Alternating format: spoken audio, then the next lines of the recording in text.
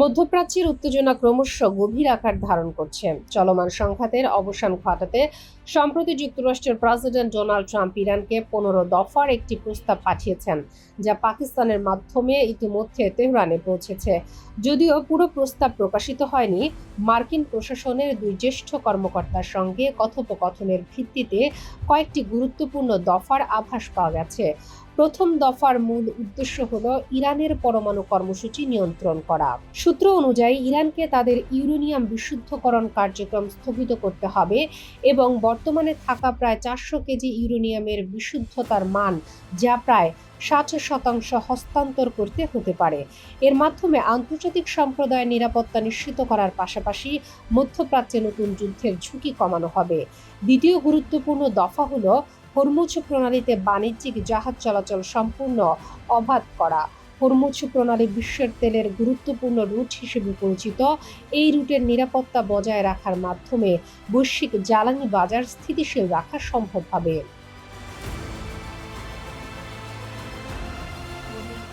Israeli কর্মকর্তাদের মতে, যদি ইরান এই শর্ত মেনে চলে, তাহলে যুক্তরাষ্ট্র দেশটির ওপর বর্তমান সব নিষেধাজ্ঞা তুলে নেবে, যা অর্থনৈতিক এবং কূটনৈতিক ক্ষেত্রে বড় ধরনের ছাড় দেবে।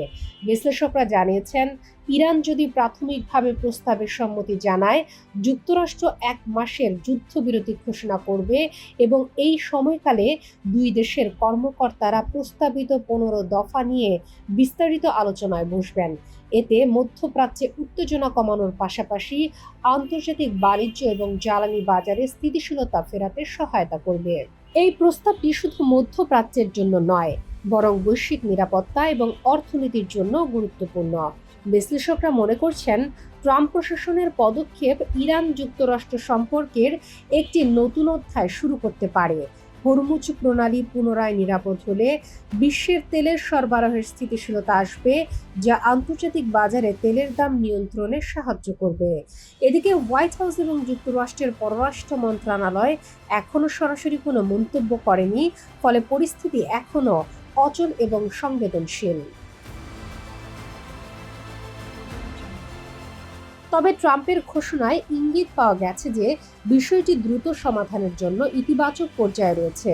বিশ্বজুড়ে কূটনৈতিক বিশেষজ্ঞরা মনে করছেন, এই 15 দফার প্রস্তাব কেবল মধ্যপ্রাচ্যেই নয়, বরং আন্তর্জাতিক রাজনীতিতেও বড় প্রভাব ফেলতে পারে। ইরান যদি প্রস্তাব মেনে চলে, তবে এটি কূটনৈতিকভাবে যুক্তরাষ্ট্রের জয় হিসেবে বিবেচিত হবে। একই সঙ্গে ইরানও আন্তর্জাতিক সম্প্রদায়ের সঙ্গে সম্পর্কের নতুন সুযোগ পাবে। শামীমা আক্তার, বাংলা বাজার পত্রিকা, ডিজিটাল।